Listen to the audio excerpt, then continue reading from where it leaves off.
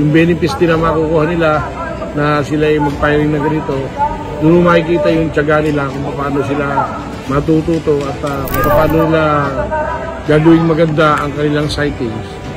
At yung kanila namang magiging tour sa AFP Museum, magiging maganda rin yun kasi makikita nila yung mga sinaunang mga kagamitan like ng mga tangke, ng mga aeroplano, helicopter. So doon nila makikita kung paano nagsimula ang Armed Forces of the Philippines.